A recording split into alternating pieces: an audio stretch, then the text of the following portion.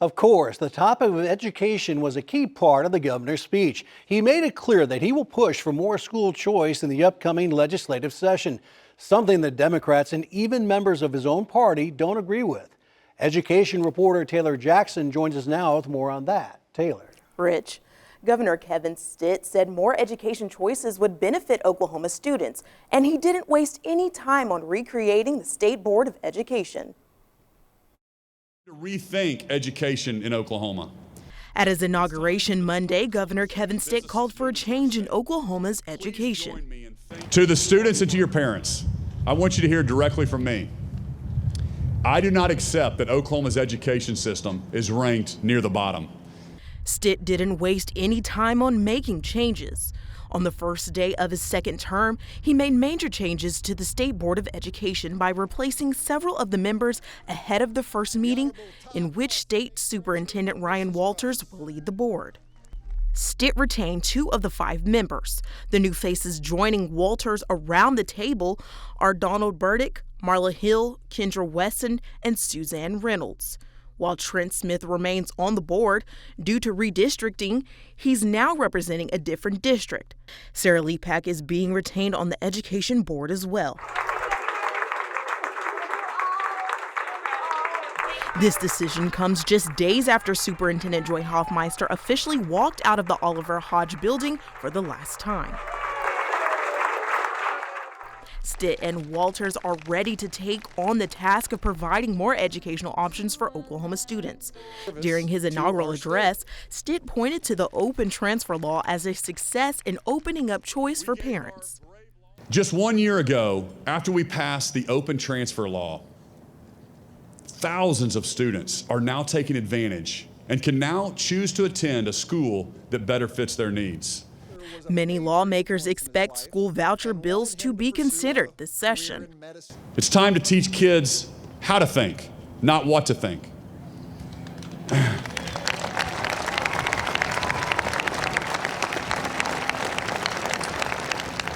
And that means we must give students more access to learning methods that fit their unique needs.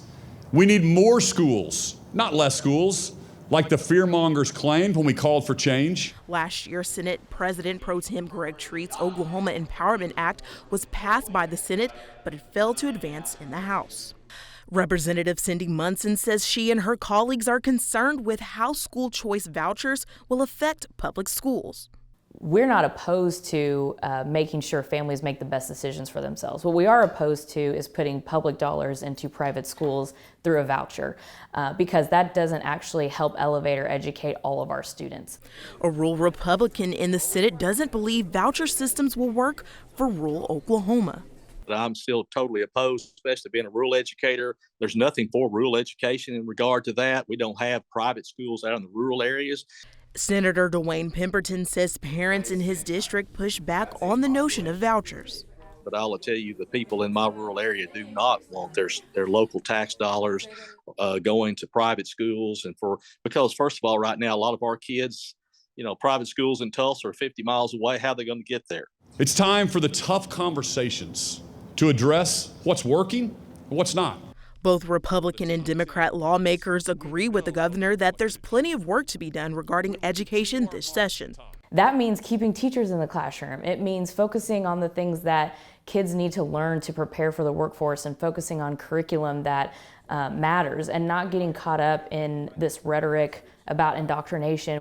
I think there's a lot of things that we're going to be looking at, increased appropriations for education.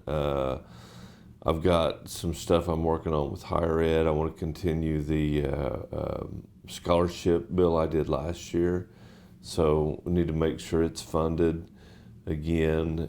As the teacher shortage continues, Oklahoma lawmakers are looking for better ways to provide incentives to keep educators in the state. My pay raise bill basically would be a $2,000 pay raise this next year, 23, followed by 2 more $2,000 pay raises in 3-year increments. So over the next 7 years, it'll be a $6,000 pay raise.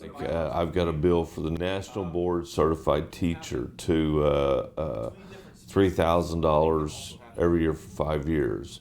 different programs that you can go to if you're really interested in being the best teacher, or, place some incentives along the way that you can take advantage of these. Other filed bills gaining attention are House Bill 1028 and Senate Bill 94.